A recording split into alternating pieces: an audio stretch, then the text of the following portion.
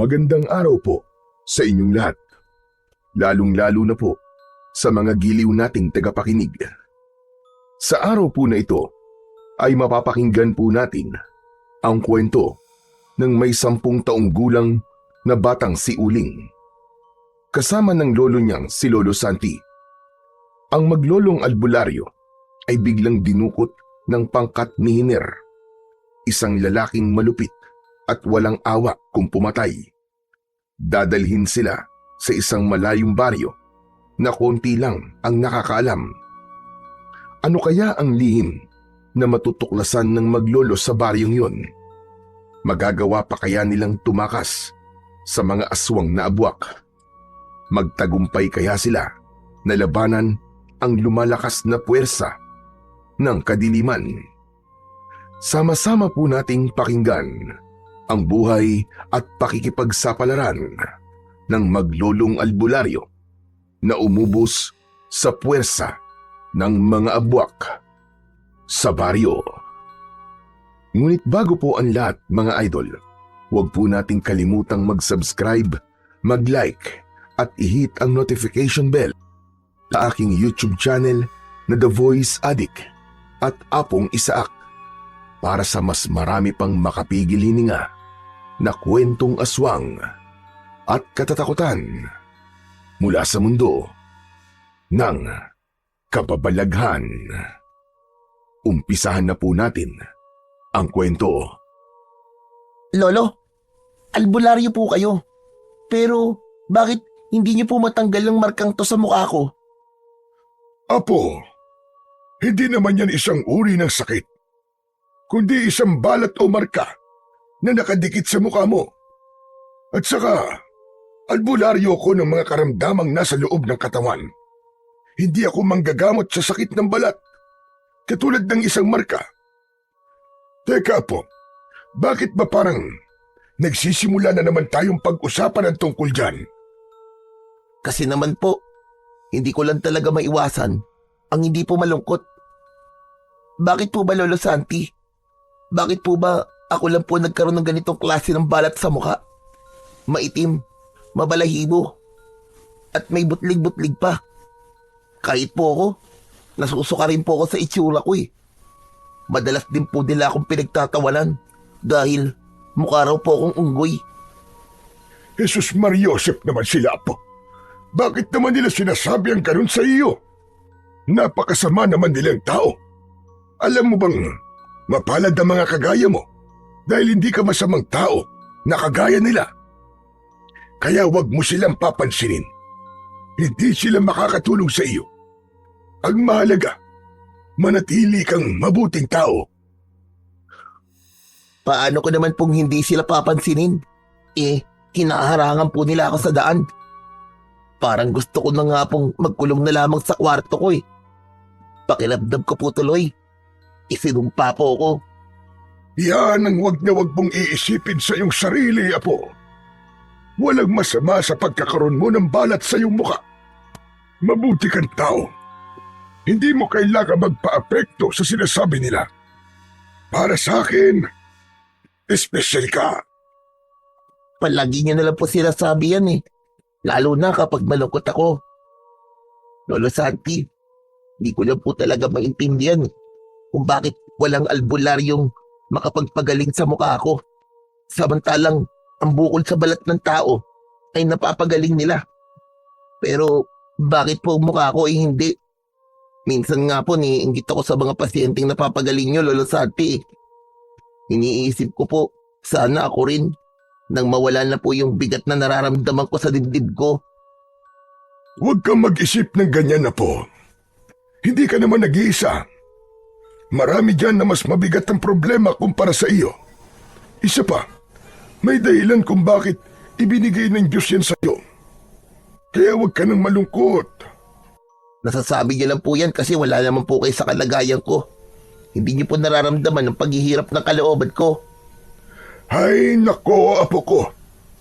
Ano bang dapat kong gawin para mabawasan ang bigat na nararamdaman mo? Sabihin mo kay Lolo. Sa liblib na baryo ng Ildefonso ay sikat na albularyo si Lolo Santiago o mas kilala sa pangalang Lolo Santi. Kasama niya ang 10 taong gulang na batang si Uling. Bansag yun sa kanya dati pa dahil sa kondisyon ng bata. Hindi makapag-aral si Uling dahil madalas siyang tinutukso ng mga kaklase niya. Kaya naman, tinuturuan na lamang siya ni Lolo Santi sa panggagamot. Magmula nang malaman niya na walang kagamutan ang sakit niya, nawalan na rin siya ng ganang magsikap para maging isang albularyo katulad ni Lolo Santi. Maya-maya pa ay naramdaman ng batang si Uling ang mainit na palad ni Lolo Santi sa kanyang balikat. Dahil doon, umagos ang masaganang luha sa pisngi ni Uling. Apo ko, huwag ka naman ganyan. Mas lalo ko nalulungkot at nangihina kapag umiiyak ka. Ano ba kasing dahilan? At bigla ka na naman nagkakaganyan. Kasi po, Lolo, pakiramdam ko po, totoo po sila sabi nila na isinumpa po ako eh. Dahil sa narinig ni Lolo Santi, ay napaunat ito sa pagkakaupo at tumabi kay Uling. Diyos ko naman bata ka, oo. Huwag ka nga magsasalita ng ganyan. Malungkot na nag-angat ng muka si Uling at napansin niya na may luha rin sa mga mata si Lolo Santi. Naramdaman ni Uling na hinaplos ng matanda ang likod niya. Lolo, ano po ba nangyari talaga sa mukha ko? Bakit po ako nagkaganito? Alam niyo po bang matagal ko na pong alam na isinumpa talaga ako? Nanigas ang panga ni Lolo Santi sa sinabing yun ni Uling. Sinuri niyang mabuti kung nagsasabi ba ito ng totoo. Akala ni nanay, tulog na ako nung gabing yun.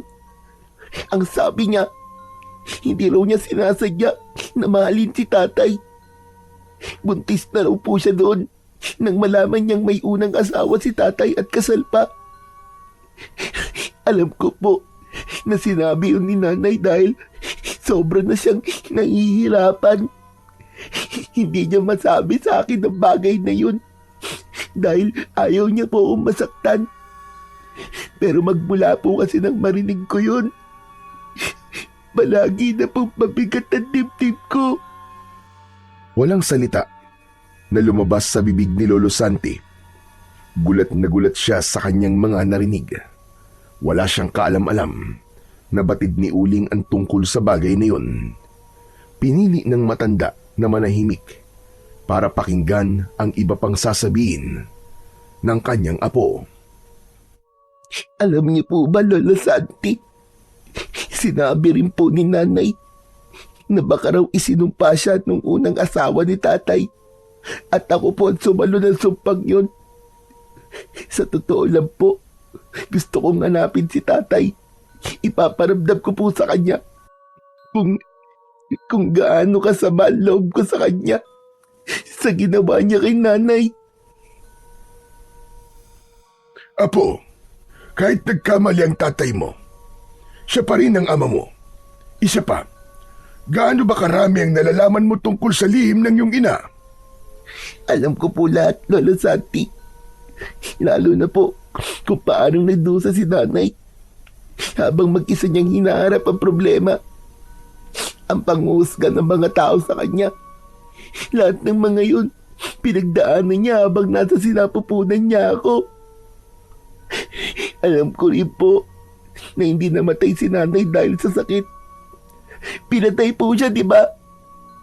Pero mas pinili ko pong manahimik. Dahil sabi niyo, huwag akong gagawa ng masama. Tuluyan nang bumigat ang dibdib ni Lolo Santi sa kanyang mga narinig. Nakabig niya ng yakap ang ulo ni Uling at napahagulgol ng iyak. Diyos ko, wala akong kaalam-alam na ang bigat-bigat na pala ng mga pinagdadaanan mo, apo ko. Patawarin mo si Lolo, apo. Hindi ko sinabi sa iyo kung ano ang totoo dahil ang buong akala ko. Hindi mo pa alaman lahat ng tungkol sa'yo. Hindi natapos ni Lolo Santi ang mga sasabihin nang biglang bumalandra ang nakasarado nilang pinto. Lumitaw ang isang lalaki na nagmamadaling lumapit sa kanila. Balot ng tela ang mukha nito at may hawak na malapad na itak. Pablot na hinila ng lalaki ang braso ng matanda at agad na tinutukan ng itak sa mukha. Hoy, tanda! Ikaw ba ang albularyo rito, ha? Oo, ako nga. Teka, sino ba kayo? Ano bang kailangan niyo sa akin? Kailangan mo sumama sa amin. Huwag ka magpapalata. Tumayo ka. Bilisan mo. Teka, sandali lang. Hoy! Sino ba kayo? Saan niyo dadali ng lolo ko? Tumahimik ka, bata. Kung ayaw mo laslasin ko ang leeg mo, maupo ka lang dyan. At huwag kang gagawa ng ingay. Ang matandang to lang ang kailangan ko. Kaya huwag ka susunod. Huwag mo nang takutin ang bata. Sasama naman ako sa inyo. Lolo, sasama po ako. Diyan ka lang, apo. Ayos lang ako. Huwag kang matakot. Babalik din ako agad. Ang tagal naman. Mas lalo tayong magkakaproblema eh. Ano ba? Bilisan nyo nga mag-usap. Hoy, kayo dyan sa labas. Pumasok nga kayo rito. Kalad ka rin nyo na itong bata. Baka lumikha pa ng ingay ito eh. Marami makakapansin sa atin kapag nag-ingay ang mga lintik na to. Bilisan nyo kumilos, ang babagal nyo! Bumukas ng malaki ang pintuan ng kanilang bahay at pumasok ang mga kalalakian sa loob. Sa pilitan na kinuha ng mga ito, sina Uling at Lolo Santi. Dahil nanlaban ang matanda, sinuntok siya sa sikmura ng lalaking may hawak sa braso niya. Dahil dun ay nagwala si Uling at lumikha na ng ingay. Pakawalan niyo kami! Mga hayop kayo! Maawa kayo sa lolo ko! Huwag niyo siya sasaktan! Parang awa niyo na! Ano ba? Ang ingay ng bata! Patahimikin mo lang ang isang yan! Buisit na yan! Sisirain pa ang mga plano ko! Naramdaman ni Uling ang matigas na bagay na ipinukpok sa batok niya. Kasunod ang pagdidilim ng kanyang paningin. Si Lolo Santi naman, kahit masakit ang tiyan, ay mas pinili niyang tignan ang nawalan ng malay na si Uling. Takot na takot siya sa biglang pagsalakay ng mga kawatan na nakatira sa kabundukan. Habang naunang lumabas ang mga lalaking may dala sa kanyang apo, si Lolo Santi naman ay nagpumiglas pa rin para makawala sa pagkakahawak sa kanya ng lalaking dumating kanina. Huwag mo na subukan magpumiglas, tanda. Kailangan mo na sumama ng maayos dahil kailangan namin ang husay mo sa panggagamot. Kaya lang, nakasalalay ang mga buhay nyo sa buhay ng pinuno namin. Kaya't sumama ka na lang na maayos sa amin. Alalahanin mong maikli lang ang pasensya ko. Baka tupakin ako at mapatay ko pa kayong dalawa. Wala nang nagawa si Lolo Santi nang kalad ka rin siya ng lalaki palabas ng kanilang bahay. Tinahak nila ang daan papunta sa kakahuyan. Pagkalipas ng isang oras na paglalakad, ay narating nila ang isang maliit na baryo.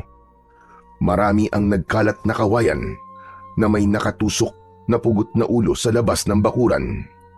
Nagulat ang matanda sa itsura ng paligid, kaya nagtanong siya sa lalaking may hawak sa kanyang braso. Saan mo ba kami dadalhin? Anong klaseng lugar ba ito? Huwag ka ng maraming tanong. Basta't sumama ka na lang. Pumasok sila sa bakuran na puno ng mga bantay ang tarangkahan. Lahat ay may tig-iisang sandata na parabang nagbabantay sa sinuman na magtatangkang tumakas. Maraming kubo ang nasa loob at pumasok sila sa malaking bahay na nasa gitna. Habol ang hininga na itinulak siya ng lalaki sa tapat ng katre. Nakahiga roon ang isang lalaking marami ang dugo sa katawan. Napaluhod si Lolo Santi sa sahig na gawa sa tabla. Nagpalinga-linga siya sa paligid, napilit hinahanap kung saan dinala si Uling. Nakahinga siya ng maluwag nang mahimbing itong natutulog sa mahabang bangko na gawa sa uway. Ang lalaking nakahiga sa katre, siya ang pinuno namin. Mahalaga siya sa samahan. Ang buhay niyong maglolo ay nakasalalay sa buhay niya. Kaya kapag namatay ang pinuno namin, mamamatay rin kayo ng apo mo. Naiintindihan mo ba, hatanda? Naiintindihan ko. Basta't huwag niyo lang sasaktan ang apo ko. Hindi namin kayo sasaktan. Pero hindi ako nangangakong walang mangyayaring masama sa inyo. Sa oras na hindi mo mapagaling ang pinuno namin. Heto, gamitin mo to. Operahan mo ang sugat niya na may tama ng sibat. May laso ng talim, kaya kailangan mong bilisan ang kilos. Hindi operasyon ang kailangan niya, kundi katas ng mga daon na may taglay na kontralason para sa sugat niya.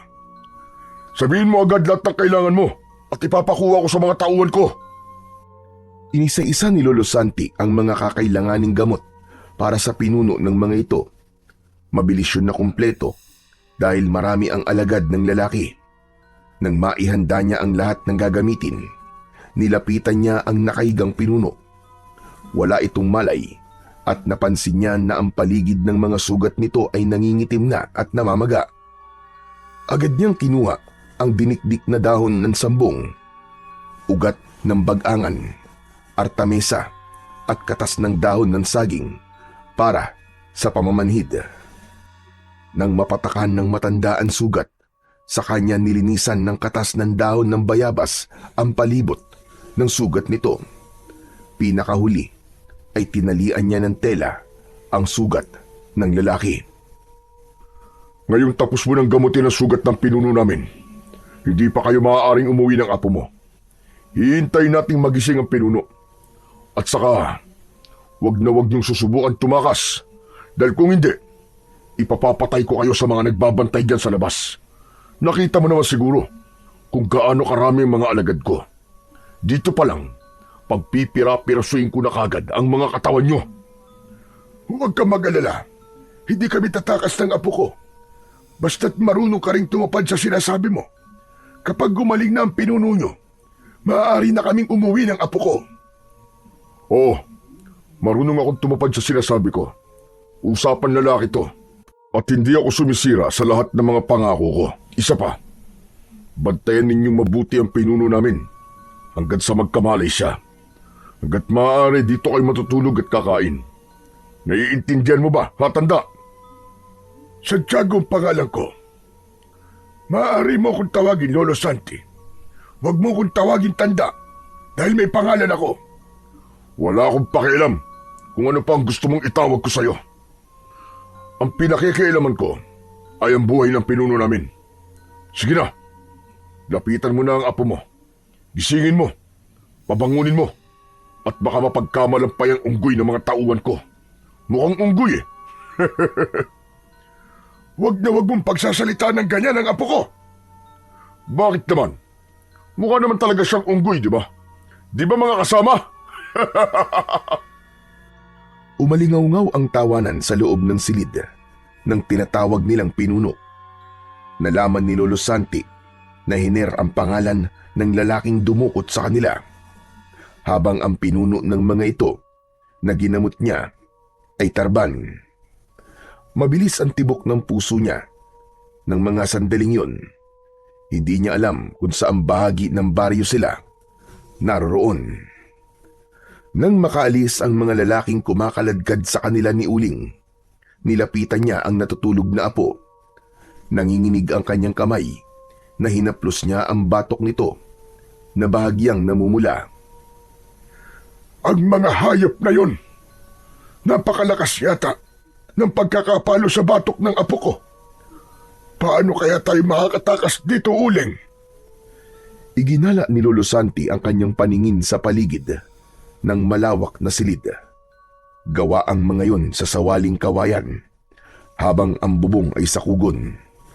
Muli niyang sinulyapan ang natutulog na pinuno na si Tarban. Sino kaya siya? Bakit kaya matindi ang pag-aalala ng mga yon sa lalaking ito? Habang wala pa ring malay si Uling, nilapitan naman ni Lolo Santi ang nakahigang pinuno. Napansin niya ang maraming sugat sa katawan nito, kasama ng peklat mula sa nauna nitong tinamong pinsala. Biglang pumasok sa isip ng matanda ang napapabalita sa kanilang baryo na isang pangkat ng mga tao na dumudukot sa lahat ng mga albularyo. Lahat sa mga yon ay hindi na nakabalik pa. Kabilang ang mga batang may edad 10 taong gulang. Nangangamba siya na baka ang mga taong dumukot sa kanila ay ang grupo na matagal nang naghahanap sa kanyang apo. Bumundol ang kaba sa kanyang dibdib at nagpalipat-lipat ang tingin kay Uling at kay Tarban. Hindi kaya ganun din ang sapitin namin ng apo ko? Baka sila yung malulupit na grupong pumapatay sa mga albularyo na matagal nang nawawala. Diyos ko, sana naman po ay hindi. Protektahan niyo po kami ng apo ko. Habang binabalot ng takot ang dibdib ni Lolo Santi, biglang gumalaw sa pagkakahiga ang apo niyang si Uling. Nagising na ito at bumangon habang hawak ang sariling batok. Maliit ang buka ng mga mata na pilit siya nitong inaaninag. Lumapit siya sa kinaroroonan nito at tumayo sa tapat ni Uling. Lolo, nasan po tayo? Nandito tayo sa baryo nila, apo. Wala namang masamang nangyari sa akin. Ginamot ko lang ang lalaking nakahiga. Hindi pa po ba tayo uuwi? Natatakot na po ako sa kanila, Lolo Santi. Baka kung ano po ang gawin nila sa atin. Pasensya ka na, apo. Hihintayin na raw muna natin na magising ang kanilang pinuno. Yun ang pangako sa akin ni Hiner. Lolo Santi, umalis na po tayo rito. Hindi po ako naniniwalang pauuwiin nila tayo. Isa pa nga yan sa mga inaalala ko, apo. Malakas ang kutub kong sila ang mga lalaking napapabalitang dumudukot sa mga albularyo at sa mga batang kasing edad mo. Mas lalong natakot si Uling nang maalala ang balitang yumanig sa kanilang baryo sa Ildefonso. Natagpuan noon ng isang albularyo, 2 araw na nawala. Nang muling makita ang manggagamot, ay wala na yung buhay, habang ang mga batang halos kasing edad niya ay hindi na nakabalik pa. Napakapit si Uling sa braso ng kanyang Lolo Santi. Lolo, tara na po, umalis na po tayo rito. Mamamatay po tayo rito, Lolo. Isang malalim na buntong hininga ang pinakawalan ni Lolo Santi. Saka ito naupo sa tabi ni Uling. Napatitig siya sa nakahigang pinuno habang mahimbing itong natutulog. Batay sa hininga ng lalaki ay maayos na ang kalagayan nito at ligtas na sa kapahamakan. Maaari na sana silang magpaalam para umuwi sa kanilang bahay, pero dahil siya lang naman ang nakakaalam sa kalagayan ng pinuno, natitiyak niya na ilang araw pa silang mamamalagi roon. Samantala, binalot naman ng pag-aalala ang dibdib ni Uling. Alam niya na kahit kailan ay hindi sila magiging ligtas sa lugar na yon. Nararamdaman niya na mayroong kakaiba sa mga taong nakapaligid sa kanila. Pagkalipas ng ilang sandali, bumukas ang pintuan. Pumasok si Hiner, dala ang isang basong tubig at ibinigay yun kay Lolo Santi. O, tanda. Ikaw na magpainom ng tubig sa pinuno namin. Ipaubos mo at siguraduhin mong maiinom niya. Paano naman niya ito maiinom? Wala pa rin siyang malay. Aba, problema mo na yun. Alalahanin mo, nakasalalay sa buhay niya ang buhay niyong maglolo. Nag-aalalang tinignan ni Lolo Santi ang tubig na nasa baso. Hindi niya alam kung anong klaseng tubig yun, pero kailangan niyang gawin ang lahat ng iniuutos ni Hiner. Maya-maya pa ay biglang nagsalita si Hiner. Hoy, tanda! Huwag mo naman pakatitigan ng basong yan. Gawin mo na ang sinasabi ko sa'yo. Bilisan mo! Ano po bang klaseng tubig yan, Lolo? Baka po mas lalo lumala ang kalagayan ng pinuno nila. Hindi po maaaring uminom ng tubig ang pasyenteng nasugatan. Pakailan mo ba, ha, bata? Manahimik ka na nga lang, pwede ba? Alam ko ang ginagawa ko. Ang mabuti pa kaya sumama ka sa akin. Halika, nang may silbi ka naman. Teka, sandali lang po. Saan niyo po ako dadalhin? Basta sumama ka na lang. Nakakagulo ka lang dyan sa lolo mo Hiner, saan mo dadalhin ang apo ko? Bitiwan mo siya. Ipapasyal ko lang tong apo mo para naman makita niya kung anong klaseng lugar ito. Hiner, nakikiusap ako. Huwag mo nang pakialaman ang apo ko. Pwede ba, tanda? Asikasuhin mo na lang ang pinapagawa ko. Huwag mo akong pinakikialaman. Sige na. Hoy bata, halika na. Aalis na tayo. Lolo! Tulungan niyo po ako, Lolo! Sumama ka na lang. Wala naman akong gagawin na masama sa'yo Wala nang nagawa si Uling nang hilahin siya ni Hiner palabas ng bahay. Sumalubong sa kanila ang maraming nakatayong mga alagad. Lahat ng mga ito ay nakatingin sa kanya. Isa yung tingin na punong-puno ng panghuhusga sa itsura niya.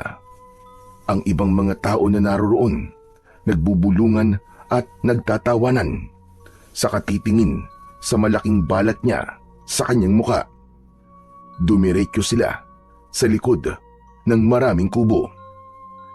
Mang Hiner, saan niyo po ba talaga ako dadalhin? Basta sumunod ka na lang. Tignan ko lang kung hindi ka magkandaihi sa short mo dahil sa takot. Narinig ko kasi kayo kanina na nag-uusap. Balak niyong umalis. Siguro gusto niyong tumakas, tama ba? Inilabutan si Uling sa klase ng tawa ni Hiner. Malakas niyang hinila ang kanyang kamay mula sa mahigpit nitong pagkakakapit sa kamay niya. Pilit niyang itinutukod ang kanyang paa sa lupa para hindi siya nito madala sa lugar na pagdadalhan nito sa kanya. Pagkalipas ng ilang minutong paglalakad, narating nila ang gilid ng bakuran. Nakita niya ang dalawang lalaking nakapiring ang mga mata. Duguan at punit-punit ang mga damit. Nakagapos ang mga ito sa posteng kahoy habang napapalibutan ng mga lalaking nagbabantay. Nakita niya rin ang isang lalaking nagpapahirap sa mga ito. Hawak ang isang matinik na latigo na inihahagupit sa katawan ng dalawang lalaking nagmamakaawa. Mang Hiner, bakit niyo po ako dinala rito? Ano pong gagawin niyo sa akin? Gusto kong ipakita sa'yo kung anong mangyayari sa lolo mo sa oras na tumakas kayo sa kuta namin. Ang dalawang lalaking yan, sila ang mga biyag na sinubukan tumakas sa baryo namin. Nahuli sila at kailangan namin silang parusahan. Kaya kung nagbabalak kayo na tumakas, ganyan din ang aabutin nyo sa akin. Sa tono po ng pananalita niyo, wala kayong balak na patakasin kami. Imbis na sumagot, ay ngumisi ng nakakaloko si Hiner. Habang kinukuha ang latigong hawak ng isang lalaki, tumingin si Hiner sa gawi ni Uling. At mula sa kinatatayuan ng bata, walang awang pinaghahagupit nito ng latigo ang dalawang lalaki. Namimilipit sa sakit ang mga ito habang ang dugo ay tumatalsik sa kanyang muka. Napapapikit si Uling. Ayaw niyang makita ang ganoong eksena. Nakuyom niya ang kanyang kamao habang naririnig ang malalakas na ungol at daing ng mga lalaking nasasaktan. Tama na! Tama na po! Itigil niyo na po yan! Huwag niyo po silang saktan! Parang awa niyo na po! Wala po ba kayong pamilya? Hindi niyo po ba naiisip kung ano ang mararamdaman nila habang pinapahirapan niyo ang mga taong yan?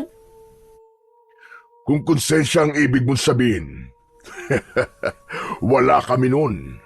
Ito ang mundo namin at ito ang batas ko. Sa baryong ito, ako ang nagpapatupad ng batas. Bakit hindi mo imulat ang mga mata mo? Ha? Pagmasdan mo kung ano ang sasapitin yung dalawa ng Lolo Santi mo sa oras na hindi kayo makinig sa akin. Ang lupit niyo. Wala kayong awa. Karmain po sana kayo sa lahat ng mga pinaggagawa niyo.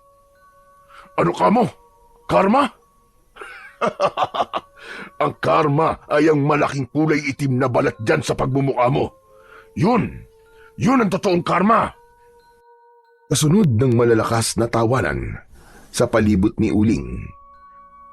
Napilitan siyang magmulat ng mga mata at matalim na titigan si Hiner.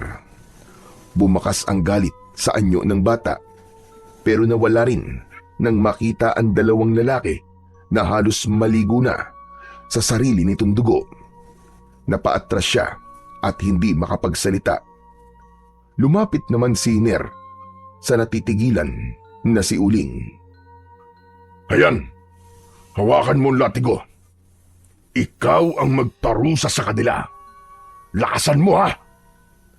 Nang hihilakbot na napatingin si Uling sa muka ni Hiner, saka pinagmasdan ang latigo. Ano? Ayaw mo bang gawin? Kunin mo. Ikaw ang papatay sa kanila. Hindi ka naman mahihirapan eh, dahil halos butas-butas na ang katawan ng mga yan. Ikaw lang ang tatapos sa paghihirap nila. Sunod-sunod na pag-iling ang ginawa ni Uling. Napaatras siya papalayo sa latigo na halos magkulay pula dahil sa dumikit na dugo. Ayoko po. Nakikiusap po ako sa inyo, Mag-Iner. Huwag niyo na lang po silang papatayin. Parang awa niyo na po. Huwag mo na akong daanin sa paawa-awa mong yan. Marami na akong pinatay, bata. Hindi na ako nakakaramdam ng awa. Ano? Susunod ka ba? O bubutasin ko ng itak ang leeg mo? Itinaas ni Hiner ang itak at itinutok yun sa lalamunan ni Uling. Habang pilit nitong iniaabot ang latigo, naramdaman niya ang malagkit na likidong dumikit sa kanyang kamay. Sige, gawin mo na! Ipakita mo sa akin na kaya mo silang patayin! Nanginginig ang kamay ni Uling habang hawak ang latigo. Nakatingin siya sa dalawang lalaki na halos nakalaylay ang ulo. Namimilipit ang mga ito dahil sa sakit. Binuhusan pa ang mga ito ng tubig na lalong nagpasigaw sa dalawang lalaki. Ano? Tatayo ka na lang ba dyan? O ikaw ang ipapalit ko sa kanila? Mamili ka, bata. Buhay mo o buhay ng mga lalaking yan? Mas lalong idinikit ni Hiner ang talim ng itak sa leeg ni Uling. Nang mga sandaling yun, napilitan ang bata na ihagupit ang hawak na latigo sa katawan ng mga lalaki habang nakatutok pa rin ang talim sa kanyang leeg. Lakasan mo! Patayin mo sila! Isipin mo na kung hindi mo gagawin yan, mamamatay kayong dalawa ng lolo mo! Sige! Iagupit mo ng mas malakas! Umikit ng mariin si Uling habang umaagos ang masaganang luwa sa kanyang mga mata. Malakas niyang inihagupit ang latigo sa katawan ng dalawang lalaki. Kahit hindi nakikita ni Uling, alam niyang namimilipit sa sakit ang mga ito. Bawat hila at paghampas niya sa katawan ng mga ito, ramdam niya ang pagbaon ng tinik sa laman ng dalawang lalaki. Nang wala na siyang marinig na daing, nagmulat ng mga mata si Uling. O di ba? Madali lang naman ang pumatay eh. Ang sama niyo. Wala kayong mga puso. Wala nang epekto mga salitang yan sa amin. Para sa pangkat namin, dalawa lang ang pamantayan namin sa buhay. Buhay mo o buhay ko. Palagi kong pipiliin na maging mabuting tao kesa ang mabuhay na kasing sama ng demonyong kagaya nyo. Diyos lang ang may karapatang umatol sa buhay ng isang tao. At sa sama ninyo, matahol pa kayo sa mga demonyo! Huli na, bata. Nakapatay ka na, di ba? Hindi ka na rin mabuting tao na kagaya namin. Wala ka na rin pinagkaiba sa aming lahat. Hindi. Hindi ako pumatay sa kanila. Bawiin mo ang sinabi mo! Hindi ako magiging kagaya niyo kahit kailan. Hindi! Dala ng bugso ng damdamin, hinagupit ni Uling si Hiner ng hawak niyang latigo, ngunit nakaiwas ito sa huli. Nahawakan nito ang latigo at nabawi sa kanya ng walang kahirap-hirap. Ngumisi ang lalaki habang nakatitig sa kanya. Pagmasdan mo kung ano ang ginagawa namin sa katawan ng mga pinapatay namin. Halika, sumama ka sa amin. Ihatid natin sila sa huling hantungan. Anong gagawin niyo? Saan niyo sila dadalhin? Bitiwan niyo ako! Malulupit kayo! Mga alimaw! Tumingin si Hiner sa mga kasama nitong 4 na tauhan. Tinanggal ng mga ito ang gapos ng 2 lalaki. Pagkatapos, hinila papunta sa di kalayuang parte ng lupa. Itinulak ni Hiner ang likod ni Uling papunta sa pinagtigilan ng mga tauhan ito. Muntik siyang mahulog sa pinakamalaking balon na tumambad sa kanyang paningin. Halos kasing laki yun ng 4 na drum na pinagsama.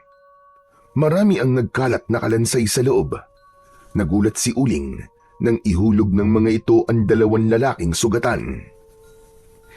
Anong ginawa niyo? Bakit niyo sila inihulog sa balon? Anong gagawin niyo sa katawan nila? Wala kaming gagawin sa kanila. Diyan lang sila hanggang sa maubos ng uod ng katawan nila. O paano, tara na mga kasama. Hayaan na muna natin ang batang ito para naman pag-isipan niya kung paano siya hihingi ng tawad sa 2 taong pinatay niya. Wala nang nagawa si Uling, kundi ang mapaluhod sa lupa. Nakatingin siya sa ilalim ng malalim na hukay na parang may isang lagusan papasok sa loob ng hukay. Umagos ang masaganang luha sa kanyang mga mata. Patawarin niyo po ako. Hindi ko po sinasadya. Wala po akong magawa. Patawad po. Patawarin niyo po ako. Halos humalik sa lupa si Uling. Hindi siya makapaniwalang mararanasan niya ang bagay na yon. Sa isang iglap, nakapatay siya ng 2 tao. Samantala, sa silid naman ng pinunong si Tarban, nakatayo si Lolo Santi, nakatingin sa lalaking nakahiga. Kakatapos lang niyang ipainom ang tubig. Bigla niyang naalala ang kanyang apo. Magmula pa kasi kanina ay hindi pa ito bumabalik. Diyos ko, kayo na po sana ang bahala sa amin ng apo ko. Sana naman, wala silang ginawang masama sa apo ko. Huwag niyo pong hahayaan na saktan nila si Uling. Bumakas ang pag-aalala sa muka ni Lolo Santi habang panay ang sulyap sa nakasaradong pintuan. Maya-maya pa ay bumukas yun at pumasok si Hiner. May talsik ng dugo ang damit nito. Bumundol ang kaba sa dibdib ng matanda nang makita rin ang latigo na may bakas pa ng mga dugo. Inialang hakbang lang ni Lolo Santi ang pagitan nila ni Hiner at kinuwelyuhan ito sa damit. Anong ginawa niyo sa apo ko? Nasaan si Uling, mga hayop kayo? Ano ba bitiwan mo nga damit ko, tanda? Wala akong ginawa sa apo mo. Tinuruan ko lang siya ng leksyon. Nasaan ang apo ko? Saan niyo siya dinala? Habang kinakalog ni Lolo Santi ang katawan ni Hiner, tinabig nito ang kanyang kamay at itinulak siya. Natumba siya sa saig, ngunit hindi inaalis ang paningin sa muka ng lalaki. Buhay ang apo mo, tanda. Sumusunod ako sa usapan natin. Ipinakita ko lang sa kanya kung anong mangyayari sa inyo sa oras sa subukan niyong tumakas. Mamaya lang uuwi na siya rito. Pagkatapos ng mga ipinagawa ko sa kanya, natitiyak ko, matatakot na siya. Ano ang ginawa mo sa apo ko, Hiner? Ano ang ipinagawa mo sa kanya? Galit na tumayo si Lolo Santi at muling sumugod sa nakatayong si Hiner. Pero natigilan silang lahat nang biglang pumasok ang tulala na si Uling. Nanginginig ang labi ng matanda. Nang makita ang muka ng kanyang apo, dahil maraming dumikit na dugo sa muka nito, pagpasok naman ni Uling sa loob, bigla siyang napaiyak. Mabilis siyang lumapit sa kanyang lolo. Maigpit siyang yumakap dito habang paulit-ulit na humihingi ng tawad. Lolo, nakapatay po ako. Pinilit po nila ako na wala po akong kasalanan. Pinatay ko po ang dalawang lalaking yun. Patawarin niyo po ako. Ano ka mo? Nakapatay ka? Hiner, anong ginawa mo sa apo ko? Sus, ang drama-drama niyo naman. Ang sakit sa mata ng eksena niyo. Pwede ba tumigil na kayong dalawa? Mas lalo lamang ako naaalibadbaran sa pagmumukha niyo eh. Siya nga pala, tanda. Huwag kayong maingay. Baka magising ang pinuno namin. Ibang magalit yan. Sige ka. Kayo rin. Wala akong pakialam. Hindi niyo dapat idinamay ang apo ko sa kasamaan ninyo, mga hayop kayo. Hayop na akong hayop. Wala na rin akong pakialam. Gawin mo na lang ang lahat ng mga ipinag-uutos ko sa inyo nang hindi kayo masaktan. Nang makaalis si Hiner sa harapan ng maglolo, magkayakap na naupo sina Uling at Lolo Santi sa bangko. Awang-awa si Lolo Santi sa kanyang apo. Kung pwede lang sanang tumakas, marahil ay ginawa na nila. Basta ligtas lang ang kanyang apo. Natatakot siya na baka mamunyag sa lahat ang isang lihim na matagal niya nang itinatago. Lolo, ang sama po nila. Tinuruan po nila akong pumatay ng tao. Pinatay ko po ang dalawang lalaking walang kalaban-laban. Diyos ko, kalimutan mo na yun, apo. Kalimutan mo ang lahat ng mga nakita mo. Hindi mo sila pinatay. Hindi ikaw ang may gawa nun sa kanila, apo. Lolo, ako po talaga pumatay sa kanila gamit ang lati ko. Masama na rin po ba ako kagaya nila? Di ba, Lolo, albularyo po kayo? Gamutin niyo po sila. Baka naman po buhay pa po sila o sandali lang po na walang nangininga. Kailangan niyo po silang tulungan, Lolo. Tulungan niyo po sila. Hindi tayo maaaring makialam sa kanila, apo. Hindi natin alam kung ano tumatakbo sa isip nila, Hiner. Baka gawin nila sa atin ang ginawa nila sa dalawang lalaki na yun. Hindi po, Lolo. Lalabanan ko po sila. Ililigtas ko ang mga tao pinahihirapan nila. Hindi ko po hayaan na magtagumpay sila sa mga binabalak nila. Apo, makinig ka.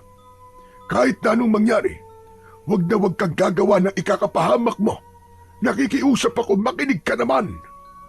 Biyag nila tayo rito, kaya mag-iingat ka sa mga ikinikilos mo. Pero Lolo, hindi po rin tayo nakakasiguro na ligtas tayo sa lugar na to. Kailangan makaisip po tayo ng paraan, Lo. Kapag nakatakas tayo, magsumbong po tayo sa mga pulis. Hindi yung ganong kadali, apo. Nakita mo naman kung anong ginagawa nila sa mga tumatakas, hindi ba? Paano nga kung gawin din nila yun sa atin? Hindi na nakipagtalo pa si Uling sa matanda. Isang plano ang nabuo sa kanyang isipan, kaya pagsapit ng gabi, hindi dinalaw ng antok si Uling. Hinintay niya na makatulog si Lolo Santi bago siya tumayo at maingat na naglakad palabas ng bahay. Babalikan ko ang dalawang lalaki na yun. Kahit ano magyari, baka buhay pa sila at nagkukunwari lang na patay.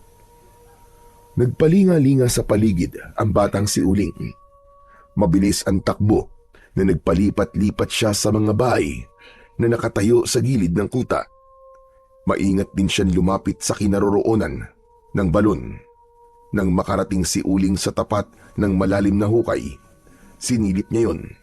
Ngunit madilim dahil tanging liwanag lamang ng buwan ang tanglaw sa lugar na yon. Umikot siya sa gilid ng balon habang panay pa rin ang silip sa ilalim. Kaya hindi niya napansin na malapit ng mabuwal ang tinutungtungan niya na bato at kasama siyang nahulog sa balon. Pagbagsak niya sa lupa, tumama ang likod niya sa ulo ng lalaking inihulog kanina.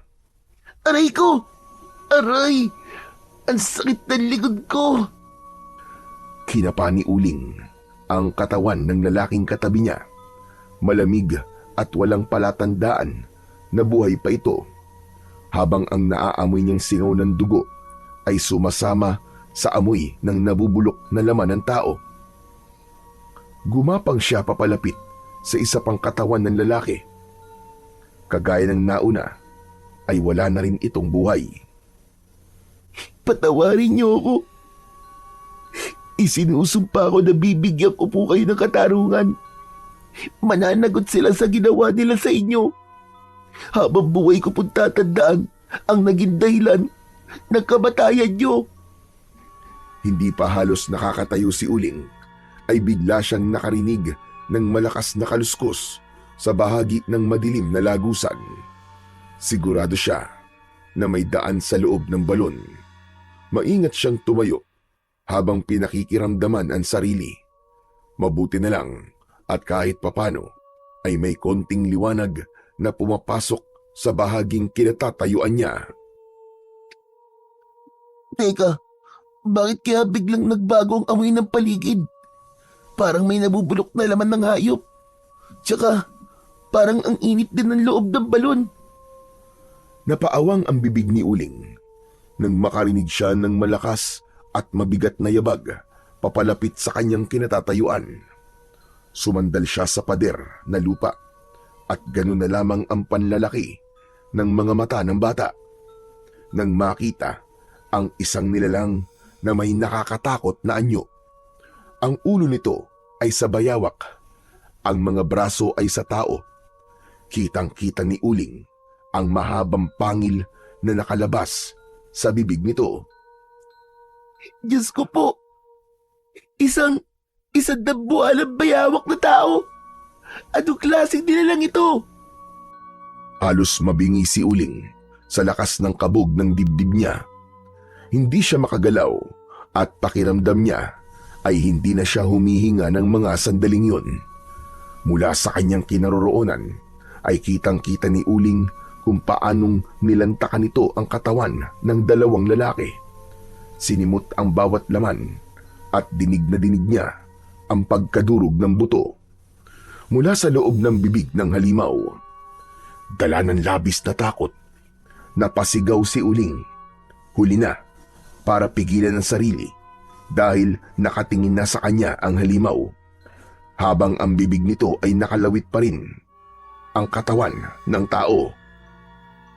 Huwag! Maawa ka! Huwag mo akong papatayin! Umuka ang bibig ng halimaw. Ngumisi na tumutulo ang malapot nitong laway. Mabangis at nakakatakot ang mapupula nitong mga mata. Lumapit sa kanya ang halimaw, kaya't kitang-kita ng bata ang mas nakakatakot nitong anyo. Huwag! Huwag kang lalapit sa akin! Huwag! Lumayo ka! Para ba nag-aawa? Huwag mo akong papatayin! Huwag! Napapikit si Uling nang mabilis itong tumakbo papalapit sa kanya. Umaangil ito na halos masakit sa tenga. Ngunit nang makita nito ang mukha niya, mabilis din ang paglayo nito. Nawala sa dilim at naglaho sa kanyang paningin. Iniwan siyang natitigilan. Salamat po, Diyos ko. Kung ganun, ang halimaw na yun takot siya sa mukha ko. Pero, paano nangyari yun? Habang abala si Uling sa pag-iisip, bigla niyang narinig ang galit na si Hiner. Kasama nito si Lolo Santi na nagising nang wala siya sa tabi nito. Inilaylay ng mga ito ang lubid saka hinila siyang papaakyat. Pagkaakyat niya ay sinalubong siya ng sampal ni Hiner. Bumagsak si Uling sa lupa habang sapu-sapo ang pisngi. Lintik ka! Anong ginagawa mo sa balon na yon, ha? Paano kung doon ka nilapa ng mga halimaw na nagbabantay ron? Ha? Siguro balak mo tumakas, no? Balak ko talagang tumakas. Dahil pagbabayaran niyo ang pagpatay sa dalawang lalaking yun kanina. Pero kinain siya ng halimaw na yun. Inaalagaan niyo ang isang kampo ng kadiliman. Mga demonyo talaga kayo. Apo ko, akala ko ba'y nag-usap na tayo tungkol dito? Hoy tanda, kausapin mo yung apo mo ha. Baka hindi ko yan matansya. Pareho ko kayong ihulog sa balon na yan. Hoy ikaw naman uling. Kalimutan mo kung anong mga nakita mo kanina. At sa susunod na uulitin mo pa to. Pababayaan na kitang mamatay dyan. Naiintindihan mo? Galit na iniwan sila ni Hiner sa lugar na yon, habang si Lolo Santi naman ay labis na nag-aalala para sa kanyang apo. Inilalayan niyang tumayo si Uling. Apo, talaga bang matigas na ang ulo mo? Anong ginagawa mo sa balon? Diyos ko, muntik na akong atakihin sa puso sa ginawa mo. Lolo, may nakita po ako. Nakita ko po isang halimaw na nakatira sa balon. Kinain niya po yung dalawang lalaki. Akala ko po buhay pa sila eh. Kaya ako po sila pinuntahan dito. Hindi ko naman po akalain na makakakita po ako ng isang malaking bayawak. Ang kamay niya po ay sa tao. Ang laki niya po. Lolo, naubos po niya kagad yung dalawang bangkay. Diyos ko, kung ganun, nag-aalaga sila ng isang halimaw na kung tawagin ay abwak. Abwak? Ano po ang abwak, Lolo? Sila ang mga nilalang nakahawig ng bayawak. Isang aswang na kumakain ng patay, bulok na lamana at tao na matsitsempuan nila. Dumadaan sila sa ilalim ng lupa para makapambiktima. Kung ganun, ang lagusan po na nakita ko kanina ay daanan po ng isang abwak papunta sa ibang baryo para makapambiktima po ng tao. Oo, Apo. Bigla akong kinabahan dahil sa mga sinabi mo. Hindi kaya ang mga batang nawawala na hindi na nakakabalik ay ipinapakain nila sa halimaw na yun. Pero paano ka nakaligtas, Apo? Bakit hindi ka sinaktan ng abwak na yung kanina? Yun na nga po gusto ko po sabihin sa inyo, Lolo eh. Natakot po siya sa kulay itim na balat ko sa muka. Muntik na sana niya akong lantakan kanina, Lolo. Pero natamaan po ng sinag ng buwan ng mukha ko. Bigla po siyang tumakbo papalayo. Matagal na hindi nakasagot si Lolo Santi. Pero nang makabawi ito sa pagkabigla, mabilis nitong hinila ang kamay ni Uling. Pumasok sila sa bahay ng pinuno. Ngunit pagdating nila roon, nadatnan nila na nakaupo na ang pinuno sa katre. Nakapalibot dito ang mga tauhan kasama si Hiner. Lumapit kayo. Mabuti naman at bumalik na kayo. Nagising na si Pinunong Tarban. Gusto kanyang kausapin, Lolo Santi. Halika, tanda. Pati na ang batang may balat sa muka. Lumapit kayo sa akin. Lumapit ang maglolo sa lalaking nakaupo.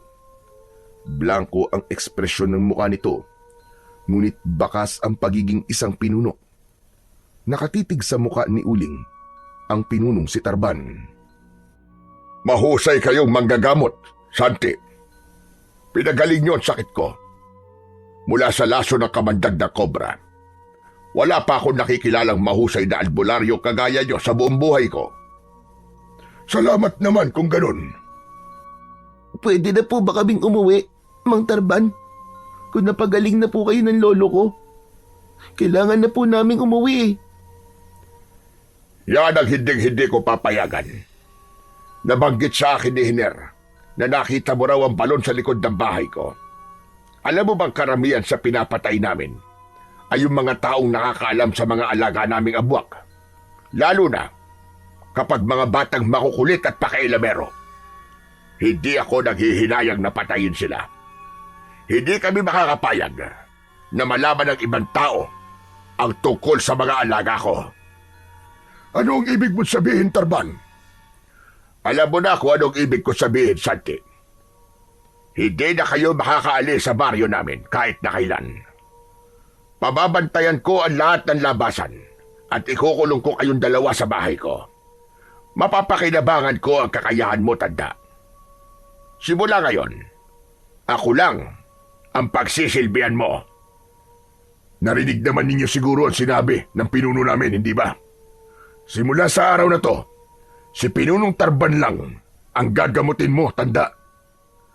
Sinungaling ka, Hiner! Niloko niyo kami ng apo ko! Hindi ka marunong tumupad sa usapan! Usapan lang natin yun. Iba pa rin ang usapan yun ni Pinunong Tarban. Hala sige, mga kasama. Dalhin niyo sila sa magiging bahay nila. Wag na wag niyo silang patatakasin. Dala ng matinding galit, sinugod ni Uling ang nakatayong si Hiner. Sinipa niya ang maselang parte ng katawan nito. Kaya napabaluktot ito dahil sa sakit. Umalingaw-ngaw naman ang tawa ni Tarban dahil sa ginawa na yon ni Uling. Maging si Lolo Santi ay nagulat sa ginawa ng kanyang apo. Parang nagugustuhan ko ang batang yan. Sa tingin ko magagamit ko rin siya. Magaling ang nakuha mo, Hiner. Talagang maaasahan ka pagdating sa paghahanap ng mahuhusay na tao. Dahil dyan, gagantimpalaan kita ng maraming alak at babae. Tumingin ang pinuno sa alagad nito at inutusan na kumuha ng mga bihag na babae sa kabilang kubo para dalhin sa kubol ni Hiner. Natuklasan tuloy ng maglolo na maraming bihag ang mga ito bukod sa kanila.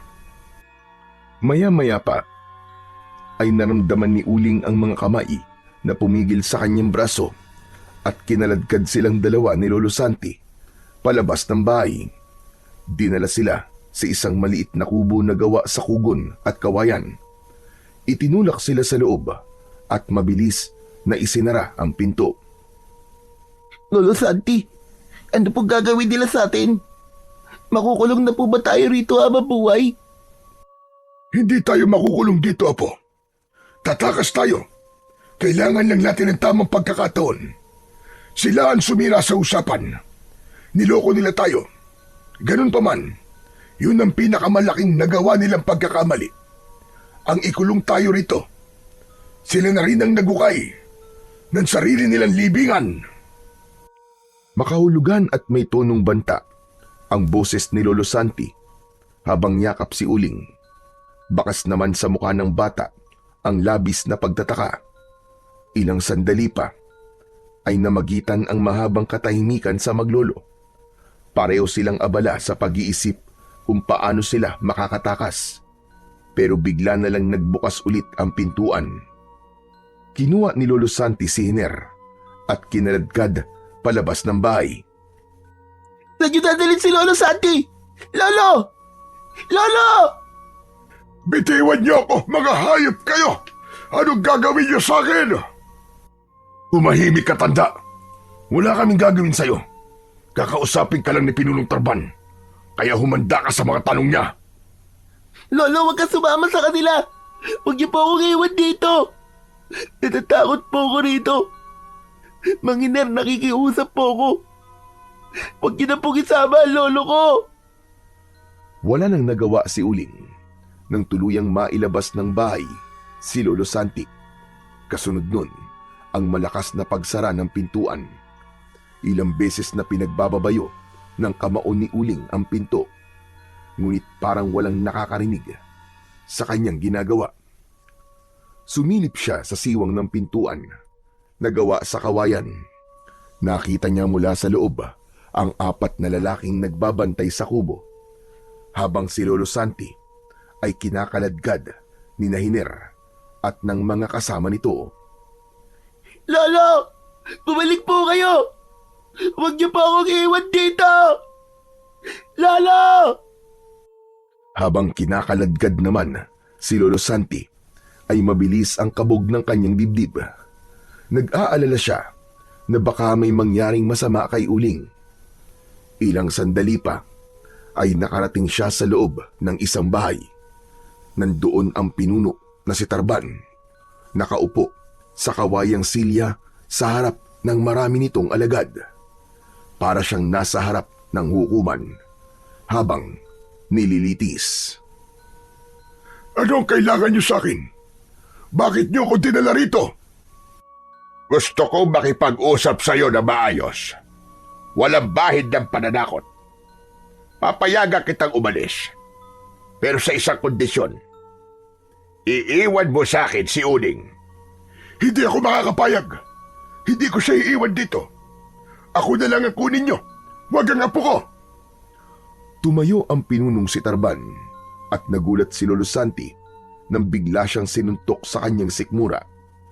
Kakaiba ang lakas ng pinuno, kaya natumba siya habang namimilipit sa labis na sakit.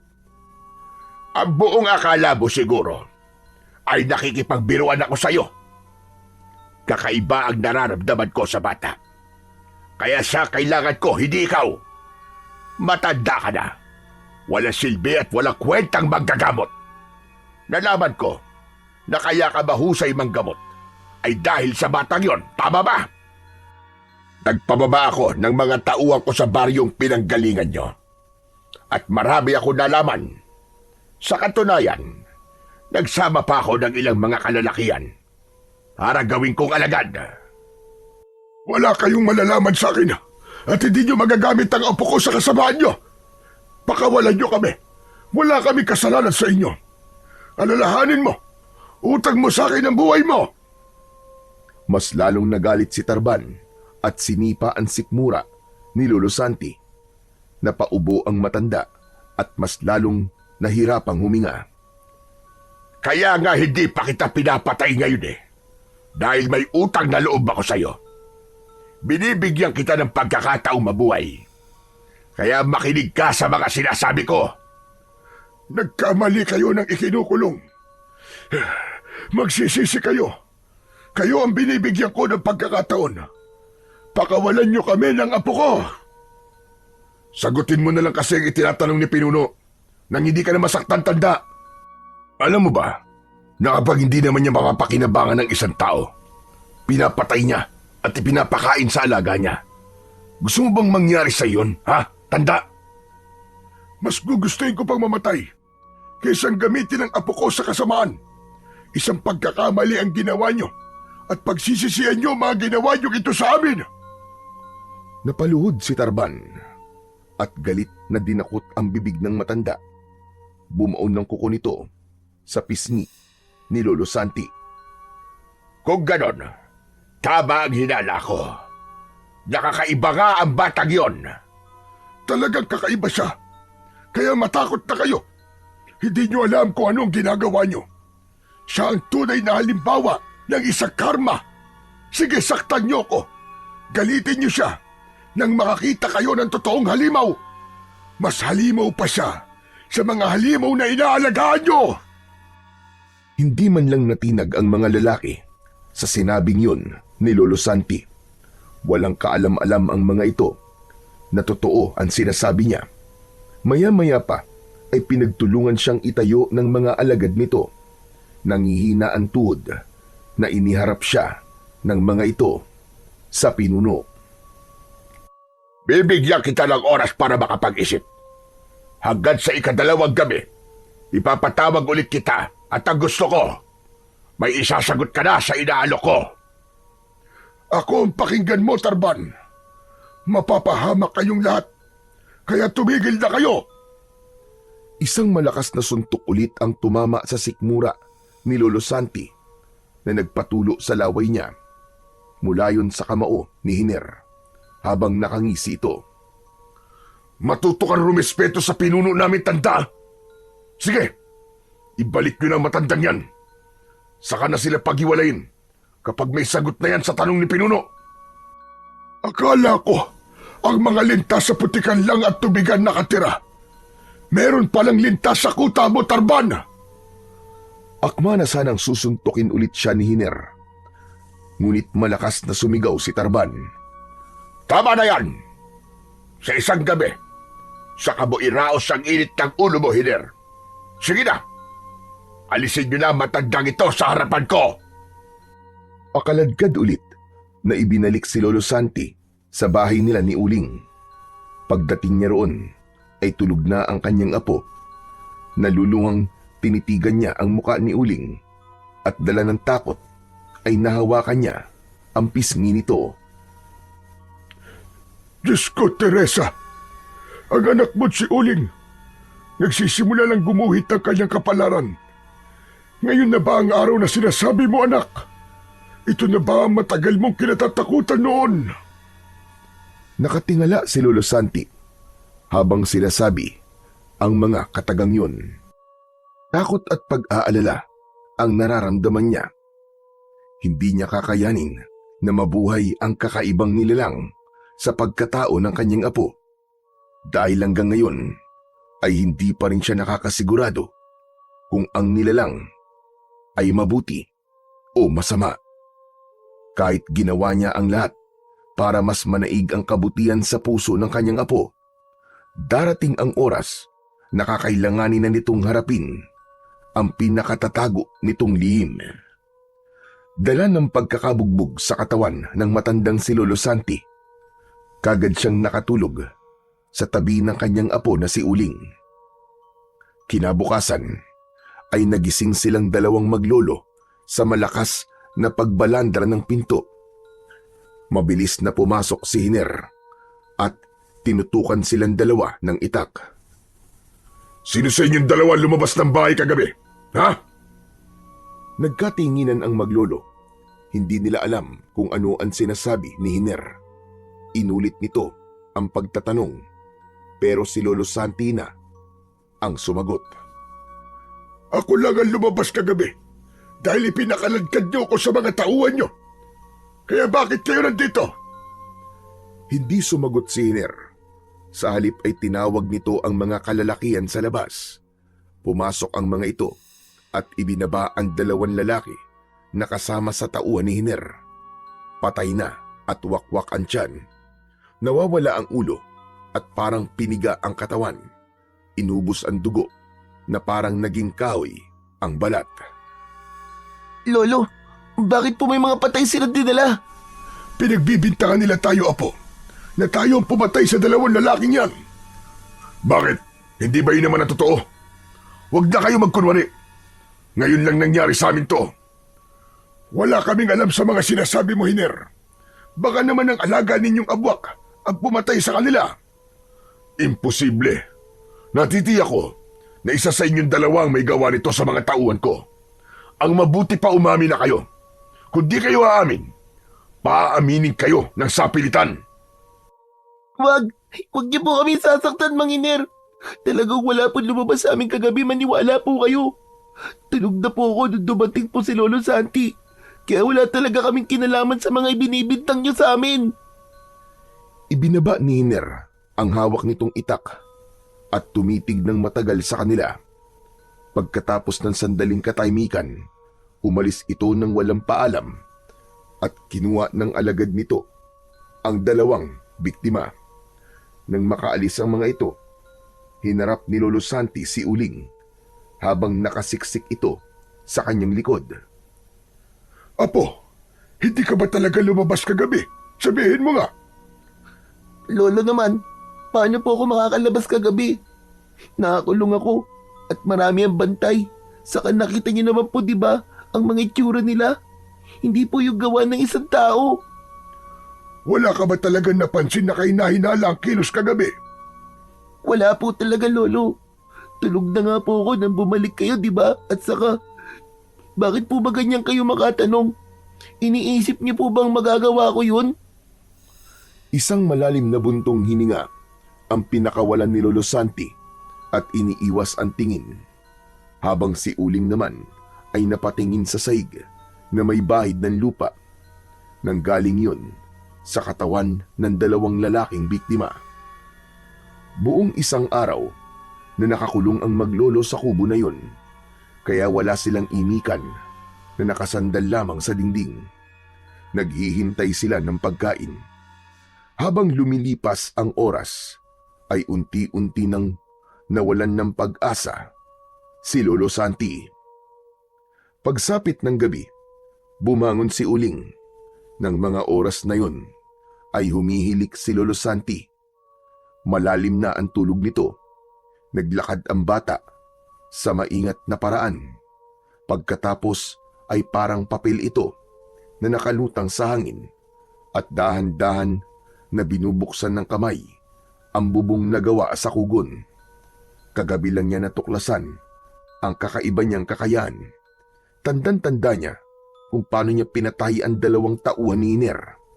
Ginawa niya ang bagay na yon dahil sobra na ang mga ito sa kalupitan. Sige lang, ikulong niyo lang kami hanggat gusto niyo. Pero sisiguraduhin ko na uubusin ko ang lahat ng mga nakatira rito. Mabilis na lumabas mula sa bubong si Uling. Mabilis ang kilos na tumalon siya mula roon. Paglapat ng kanyang mga paa sa lupa, inikutan niya ang mga lalaking nagbabantay sa kanilang bahay.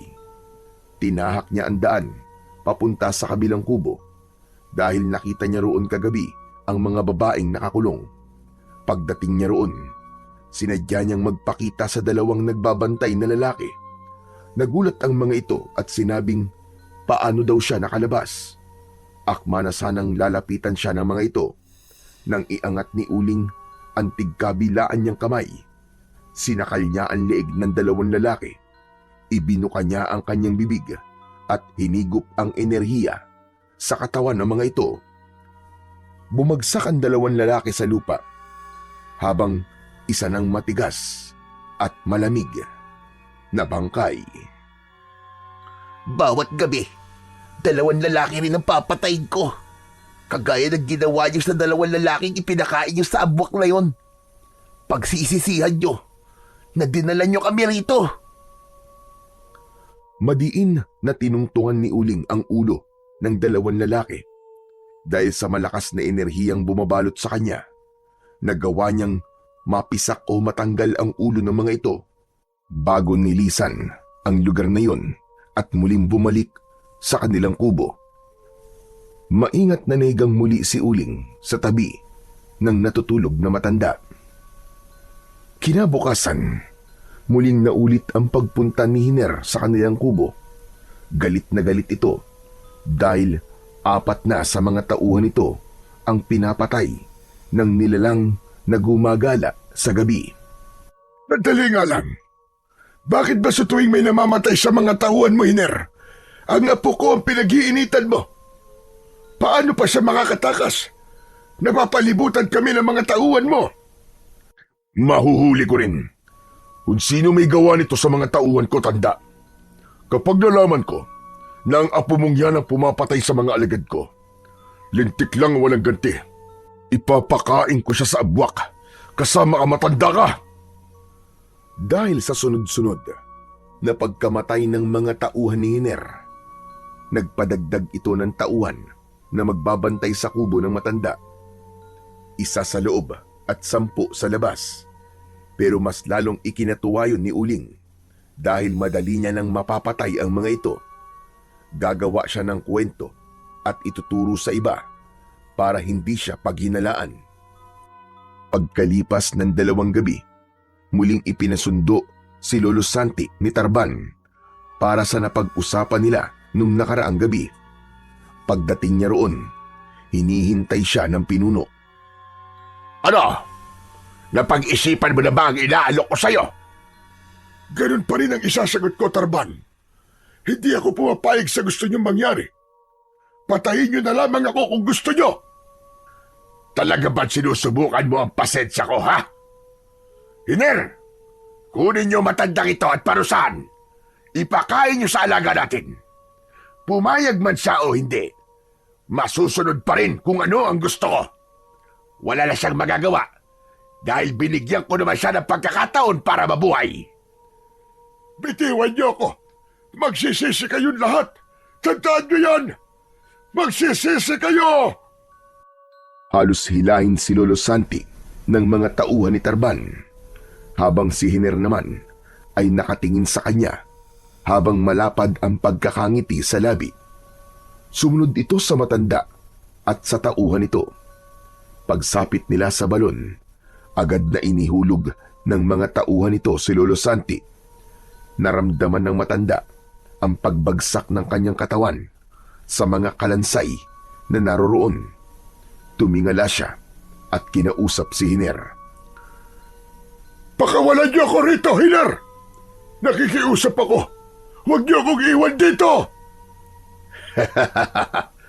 Paalam, tanda! Bukas lang ay isa ka ng malamig na bangkay. Pagkatapos nun ay nawala na ito sa kanyang paningin. Panay pa rin ang paglinga ni Lolo Santi sa paligid habang wala siyang nakikitang liwanag sa kinaroroonan niya. Samantala, sa kabilang dako naman ng kubo, nakatayo si Uling.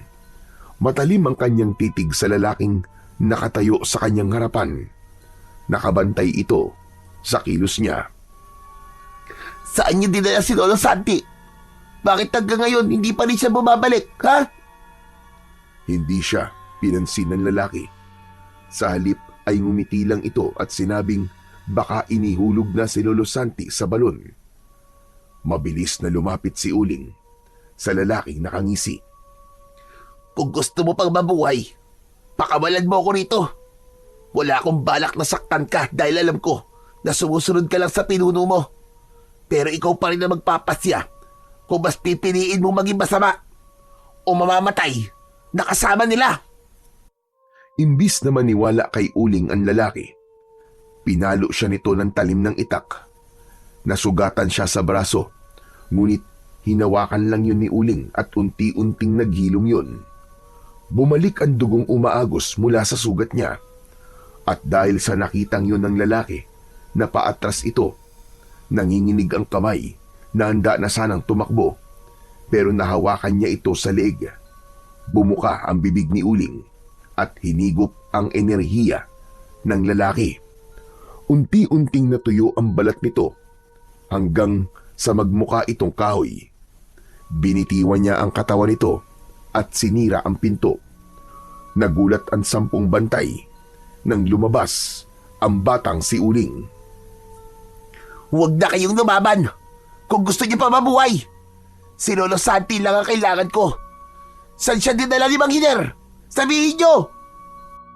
Dahan-dahan na naglakad si Uling habang ang 10 lalaki ay pumalibot sa kanyang kinatatayuan. Nakatutok sa kanya ang itak ng mga ito at handa ng sumugod. Unang umatake sa kanya ang 2 lalaki, pero sinalubong niya kagad ang mga ito ng 2 suntok sa muka. Tumilapon ang 2 lalaki sa kinaroroonan ng mga kasama nito. Pasadsad silang bumagsak sa lupa. Nasaan si Lolo Santi? Saan niyo dinala ang lolo ko? Namumula ang muka na tanong ni Uling. Bigla niyang naramdaman ang kakaibang lakas ng enerhiya na naiipon sa loob ng kanyang katawan. Akma na sanang susuguri niya ang 8 lalaki nang lumitaw ang malakas na liwanag sa buo niyang katawan. Naglalagablab at nasunog ang katawan ng 4 na lalaking unang umatake sa kanya. Tangka na sana nagaganti sa kanya ang 4 na natitira. Dumagundong ang tunog mula sa umaangat na lupa habang may nilalang na gumagapang sa ilalim nun. At sa isang iglap, lumitaw ang abwak. Ang nilalang na yun ang nakita niyang lumantak sa katawan ng 2 lalaki. Mabuti naman at nagkaharap na rin tayo, abwak. Agad na umatake sa kanya ang abwak. Tumalon ito papalapit sa kanyang kinaroroonan. Nakagat nito ang kanyang braso habang iwinawasiwas nito ang ulo sa ere. Umangat ang paa ni Uling, sabay hagis sa kanya. Pasadsad siyang bumagsak sa lupa sa paanan ng 4 na lalaking natitira. Hindi makasugod ang mga ito sa kanya. Hanggang sa tumayo si Uling, tinignan ang sugat sa kanyang braso. Tinakluban niya yon ng palad at sa muling pag-alis ng kanyang kamay ay wala na ulit ang bakas ng sugat sa kanyang balat. Huwag niyo akong pilitin na patayin kayong lahat. Ang gusto ko lang, ilabas niyo ang lolo ko. Nasaan siya? Dalhin niyo ako sa lolo ko. Imbis na sagutin, ay lumaban pa ang abwak kay Uling. Sabay-sabay na umatake ang mga ito sa kanya. Ngunit mabilis na umikot sa ere ang batang si Uling. Bawat bitaw ng kanyang kamao ay bumabagsak ang mga kalaban sa lupa. Malakidlat na nilapitan niya ang mga ito at hinigop ang enerhiya sa katawan. Sa bawat enerhiyang nahihigop ni Uling, nadadagdagan ang kanyang kapangyarihan. Mas lalo siyang lumalakas. Maya-maya pa ay umangin ng malakas ang abwak. Dahil sa ingay na yun, dumagsa ang mga kalaban. Kasama si Hiner, nagulat sa mga nakikita. Anong ginawa mo sa mga alagad ko? Bakit naging ganyan ang mga itsura nila? Sinasabi ko na nga ba? At ikaw ang pumatay sa mga alagad ko! Simula pa lang yan, Mang Hiner. Hindi magtatagal. Magiging ganyan din ang itsura mo kapag hindi ko nakita si Lolo Santi. Saan niyo siya dinala? Sumagot ka! Hindi natinag si Mang Hiner sa malakas na boses ni Uling. Sa halip, inutusan nito ang kanyang mga alagad na palibutan si Uling. Samantalang ang abwak naman ay natakot ng lumapit sa bata at mas piniling magtago sa likod ng mga puno. Ano pang hinihintay nyo? Patayin nyo na ang batang yan! Mga inutil talaga kayo! Sabay-sabay na umatake ang mga kalaban sa kinaroroonan ni Uling. Hinintay na makalapit ang mga ito sa kanya at isa-isa niyang sinuntok ang muka ng lahat ng mga alagad na umaatake sa kanya. Bawat tamaan ng kanyang kamao ay bumabagsak ng pasadsad sa lupa habang nagkikikisay ang mga katawan na parabang nalalason. Bumubula ang bibig ng mga ito dahil sa malakas na kapangyarihan ng batang si Uling. Bumakas naman ang pag-aalala sa muka ni Hiner.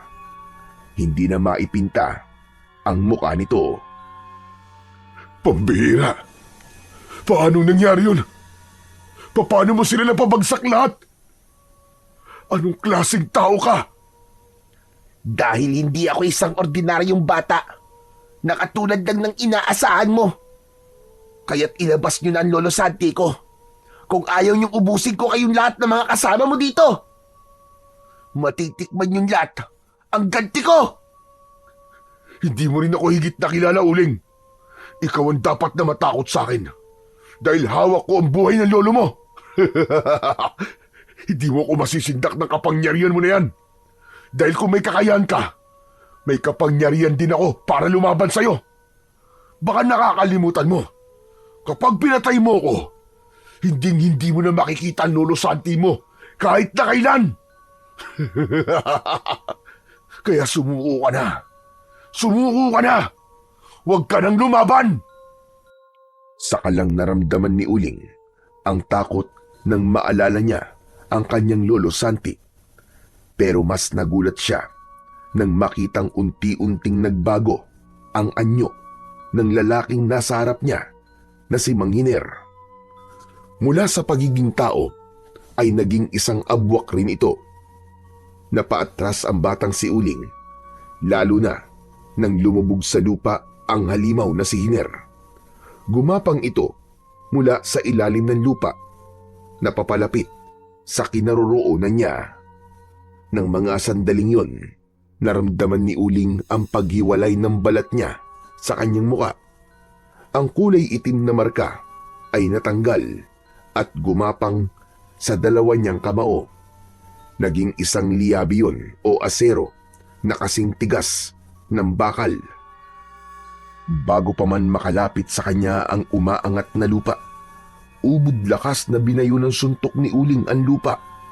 Yumanig ang paligid at ang abwak na nasa ilalim nito ay biglang lumitaw. Bumagsak sa damuhan habang sumusuka ng itim na dugo. Hindi maaari. Hindi ako makakapayag na matalo sa laban na to. Hindi ang katulad mo ang papatay sa akin. Hindi! Umapang sa lupa ang abwak na si Hiner. Inutusan nito ang malaking abwak na nagtatago sa likod ng mga puno. Pero takot itong lumapit kay Uling. Nang hindi sumunod ang abwak na yon, inatake ni Hiner ang sariling alagad at niluray-luray nito ang katawan ng kakampi, saka muling humarap kay Uling habang tumutulo ang malapot nitong laway. Pinapatay ko ang mga walang silbi, kagaya ng ginagawa ko sa mga nahuhuli naming tao na ayaw sumunod sa mga pinag-uutos ko. Hindi ako makakapayag na isang bata lang ang makakapagpabagsak sa akin. Hindi mangyayari yun. Kung sino ka man na nilang na nagtatago sa itim na balat, papatayin kita. Papatayin kita. Tikman mo ang galit ko. Pinalo si Uling ng matinik na buntot ni Hiner. Umatake ito na halos kasing bilis ng isang bayawak. Sinalubong naman ng kamao ni Uling ang muka ng halimaw. Tinamaan niya ito sa panga at bumaligtad ito ng bagsak sa lupa. Tihaya na nagkakakawag ang buntot. Mataas na tumalon si Uling. Sakto ang bagsak niya sa tiyan nito. Binayo niya ng 5 beses ang dibdib ng abwak na si Hiner. Sumambulat ang dugo nito sa bibig. Ito na magiging katapusan mo, hayop ka! Para ito sa lahat ng mga taong pinatay mo nang walang kalaban-laban! At para sa lolo ko, mamatay ka! Kasabay ng malakas na sigaw ni Uling, parang tela na tinanggal niya ang kulay itim niyang balat na nakadikit sa kanyang kamao at itinaklob niya yun sa muka ng halimaw na si Hiner. Parang may buhay na kusang bumalot yun sa ulo ng abwak. Nagwawala, nagsisisipa ang paa at nagkakakawag ang buntot nito na pilit nitong tinatanggal ang mala-aspaltong balat na bumalot sa ulo nito. Hindi ito makahinga habang unti-unting pinipiga ang ulo nito. Tuluyang nanigas ang katawan ng abwak na si Hiner. Nagkikikisay ang katawan hanggang sa tuluyan ng malagutan ng hininga. Pagkatapos ay saka muling bumalik ang kulay itim na balat sa kamao ng batang si Uling. Pero nagulat siya sa biglang pagsasalita ng lalaking nasa likuran niya. Sinasabi ko na nga ba? At ikaw ang batang matagal ko nang hinahanap. Ang anak ni Teresa. Ang sanggol na isinumpa na magkakaroon ng kapangyarihang balat. Ikaw nga ang anak ng lalaking itim na salamangkero. Humanda ka. Dahil sa wakas, nagtagpo rin tayo ng landas. Ikaw ang humanda. Dahil ikaw ang magbabayad sa akin. Nasaan ang lolo ko? Saan niyo siya dinala? Ilabas niyo siya! Malamang sa mga oras na ito, ay patay na ang lolo mo. Masyado siyang matigas. Binigyan ko na siya ng pagkakataon para mabuhay. Pero hindi siya nakinig sa akin. Yun ang nararapat sa kanya. Ang mga taong matitigas ang ulo ay dapat hindi na pinapatagal. Anong ginawa niyo sa lolo ko? Anong ginawa niyo sa lolo ko? Ngumisi si Tarban habang nakatingin kay Uling. Ang mga alagad nito ay isa-isa na rin na nagpalit ng anyo at lumubog sa lupa. Habang gumagapang papalapit sa kanya, lahat ng sumulpot sa kanyang harapan ay agad na sinakal ni Uling at hinihigop ang enerhiya ng mga ito. Walang makalapit. Lahat sila ay bigong talunin ang batang may taglay ng isinumpang balat. Malakas ang loob mong lumaban sa amin dahil taglay mo ang mutya ng isinumpang itim na balat ng sinaunang salamangkero. Ikaw rin. Malakas ang loob mo na pumatay ng tao dahil sa mga alagad mo. Kung ikaw lang naman ang lalaban sa akin, hindi ka magtatagumpay. Sisiguraduhin ko sa iyo yan. Tama na ang chat-chat. Simulan na natin ang laban. Napakadaldal mo. Hoy, kayong mga alagad ko, patayin niyo ang batang ito. Lumaban tayo mga inutil. Hindi tayo maaaring magpatalo sa isang bata. Isang tambak kayong mga gunggong. Sabay-sabay na umatake ang mga ito sa kanya. Pero bago pa makalapit ang mga ito, nagmistulang apoy ang paligid ni Uling nang lumabas ang malakas na liwanag sa kanyang katawan. Nagkaroon din ng kulay pulang liwanag ang kanyang mga mata. Kasunod noon, umatake sa gawi ni Uling ang mga abwak. Sinalubong niya ang mga ito ng suntok, sipa, kalmot at malalakas na pagsakal sa leeg. Bawat suntok niya, gamit ang liyabing balat, bumabaon ang kamao niya sa katawan ng mga abwak.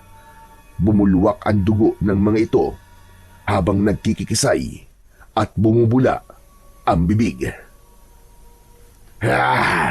Talaga palang malakas kang hinayupak ka. Ako naman ang pagmasdan mo kung paano kita papatayin sa harap ng mga alagad ko.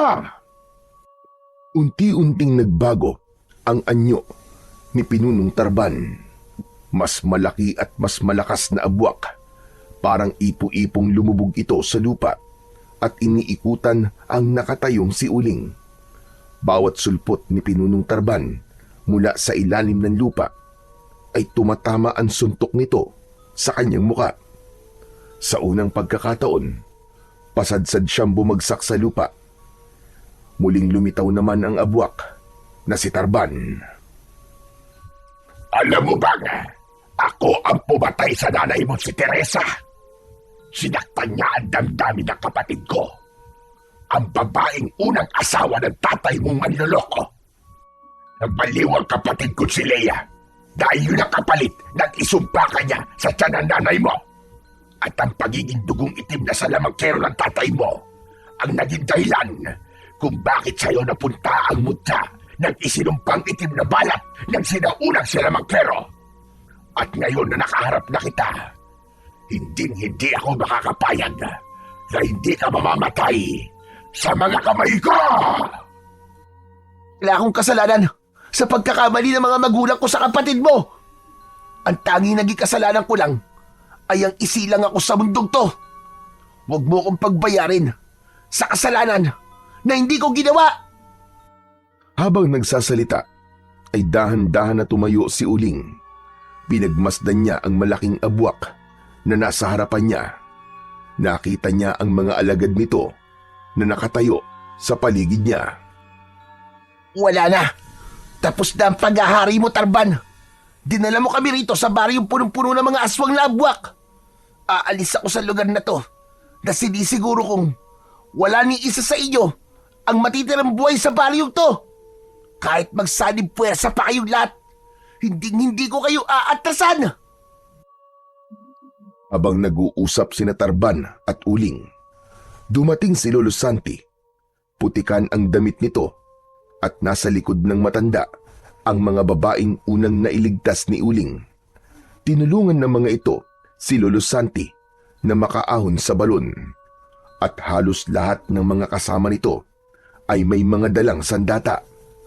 Handa na rin lumaban para iligtas ang kanilang buhay at maghiganti. Apo, si Tarban ang pumatay sa nanay mo. Siya ang umubos sa mga albularyong manggagamot sa baryo natin. Dahil sa paghahanap niya sa atin, marami ang buhay na nawala.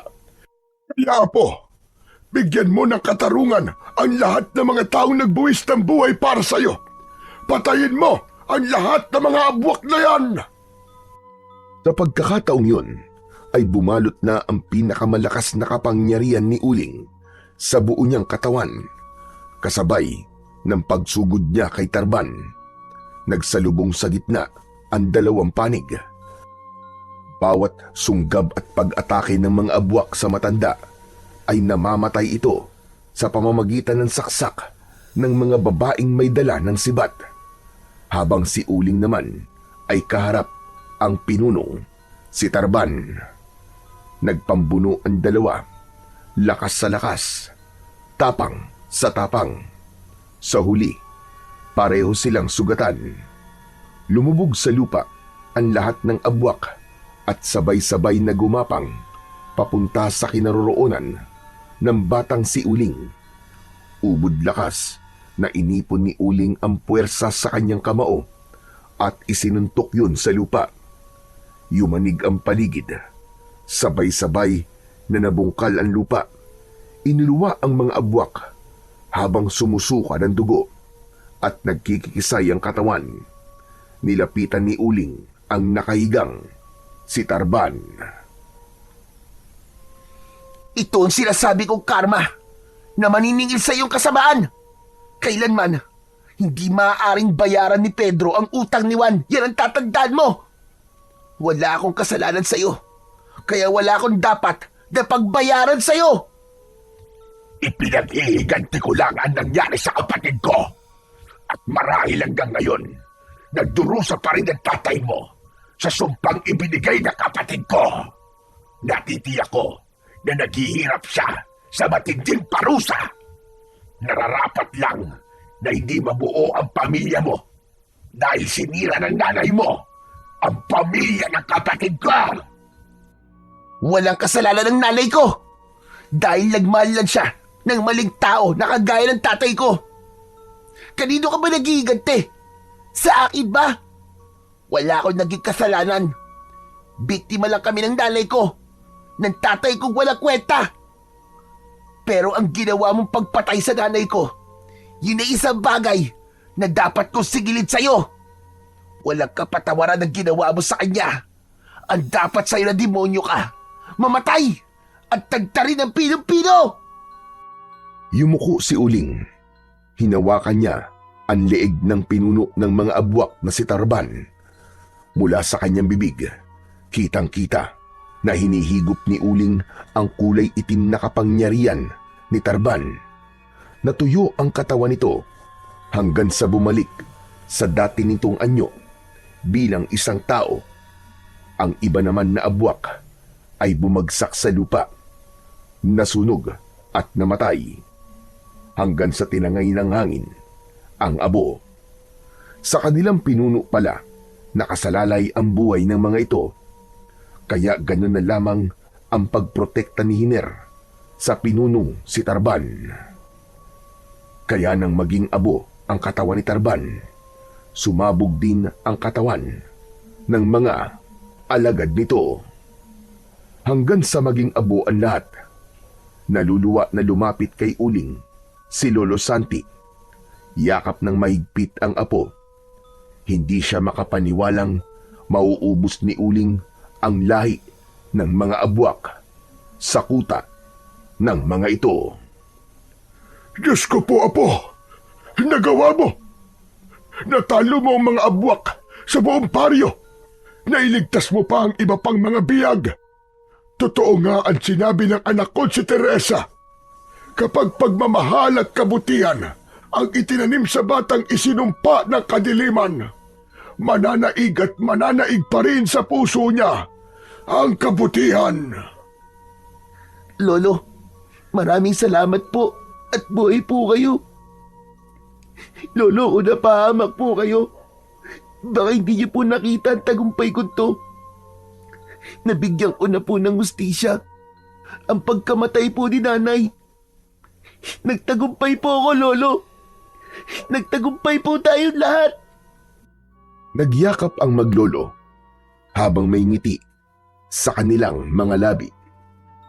Pagkatapos, pinakawalan nila ang ibang mga biyag kasama ang mga batang matagal nang nawawala. Magkasama silang nilisan ang lugar na yon. Tinahak nila ang daan pauwi sa kanilang baryo. Pagkalipas ng isang oras na paglalakad, sa wakas, muli nilang nasilayan ang baryo ng Ildefonso, ang baryong kanilang minamahal. Ang mga magulang ay halos maiyak nang makita ang kanilang anak at pamilya na biniyag ng mga abwak. Pagkalipas ng ilang araw, nabalitaan nilang maglolo na merong sumunog sa baryo ng mga abwak. Tuluyang nabura ang lugar na yon sa kagubatan. Sina Lolo Santi at Uling naman ay muling bumalik sa panggagamot sa tulong ng lihim na kapangyarihan ng mutya ni Uling. pati ang malulubang karamdaman ay napapagaling nila. Ngunit isang araw, isang pasyente ang hindi nila inaasahan na darating.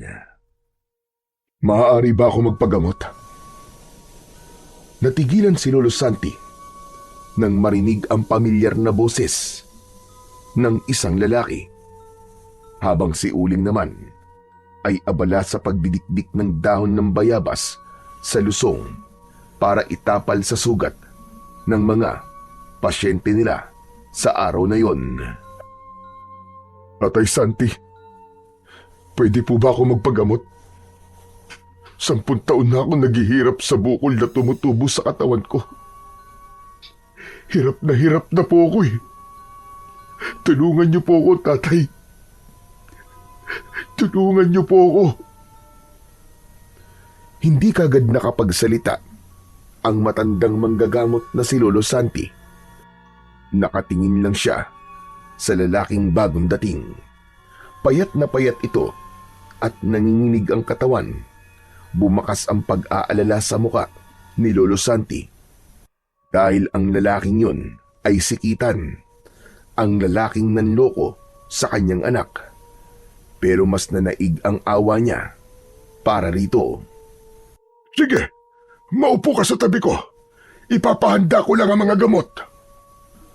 Lahat ng galit ay nawala nang makita ang malalang karamdaman ni Kitan. Napansin niya, natitig si Kitan kay Uling. Naramdaman naman ni Uling na may nakatingin sa kanya. Nahuli niya na nakatingin ng isang lalaking tadtad ng bukol sa katawan. Nang magsalubong ang kanilang paningin, nakaramdam siya ng kaba. Lumapit siya rito at kinausap ang pasyente na ngayon lang niya nakita. Magpapagamot po ba kayo sa amin ni Lolo? Nang mag-angat ng paningin ang lalaki, ay may luha na ito sa mga mata. Napakunot naman ang noo ng batang manggagamot na si Uling. Teka, sandali. Bakit ganyan po kayo makatingin? Kilala niyo po ba ako? Akma na sanang magsasalita si Kitan nang sumingit naman sa usapan si Lolo Santi. Apo ko, bilisan mo na at magpapagamot daw itong si Kitan. Tignan mo nga kung kaya mo siyang pagalingin. Natigilan si Uling. Ang buong akala siguro ni Lolo Santi ay hindi alam ng bata ang totoong pangalan ng kanyang ama. Biglang nanginig ang kamay ni Uling nang maupo siya sa tabi ni Kitan. Naghintay siya na ito mismo ang magbubukas ng usapan, habang si Lolo Santi naman ay umalis at inasikaso ang iba nilang pasyente. Anak? Anak, ikaw ba yan? Ang laki mo na. Hindi nagsalita si Uling. Tuloy lang siya sa panggagamot sa bukol ng kanyang ama. Kasunod ng pagdampi ng palad niya sa balat nito, tuluyan nang bumagsak ang mga luha ni Uling. Matagal na po ba kayo nagdudusa sa sakit nyo? Bakit ngayon lang po kayo nagpakita? Tuluyang napahagulgol ng iyak si Kitan at mahigpit na niyakap ang kanyang anak. Matagal na nagtiis si Kitan na wag lumapit kay Uling. Tay, huwag niyo pong parasahan ang sarili niyo. Walang may kasalanan. Nagmahal lang din po kayo. Tama ang sinabi ng anak mo, Kitan. Matagumpay ko siyang napalaki bilang isang mabuting tao. Napakaswerte mo na nagkaroon kayo ng anak ni Teresa na kagaya ni Uling. Patawarin mo ko, anak. Pinagsisisihan ko na niloko ko nanay mo. Pero kahit kailan, anak, hindi kayo nawala sa puso ko. Tay, kalimutan niyo na po yun. Ang mahalaga po, nandito na po kayo ngayon. Nagulat ang lahat ng pasyente sa yakapan ng mag-ama sa harapan nila, habang ang malakas na enerhiya na bumabalot sa katawan ni Uling ay sumanib sa katawan ng ama niyang sikitan. Ginamot ng enerhiyang yon ang bukol sa katawan ng kanyang ama hanggang sa tuluyang gumaling ito. Ang buong akala ng mga tao, ang balat sa muka ni Uling ay isang ordinaryong marka lamang na walang silbi. Pero hindi nila alam na ang marka na yon na kulay itim na balat ay pusang natatanggal sa kanyang muka at nagiging isang kamaong asero o liyabe na kayang pumatay sa mga abwak sa baryo. Ang kwentong inyong napakinggan ay buhay ng isang batang sinubok ng maraming problema. Ngunit sa huli ay nanatili siyang matatag at itinuloy ang panggagamot sa mga taong may karamdaman. Pinatunayan na ang pagpapatawad ay mabisang kapangyarihan para mabawasan ang bigat sa dibdib. Ang paghihiganti sa kapwa ay palaging may hangganan at sa huli, lahat ng nagawa mong kasalanan ay merong naghihintay na kaparusahan. Kailanman ay hindi mananaig ang kasamaan laban sa puwersa ng kabutihan. Kaya sa huli, piliin pa rin nating magpatawad at maging mabuting anak ng dakilang lumikha.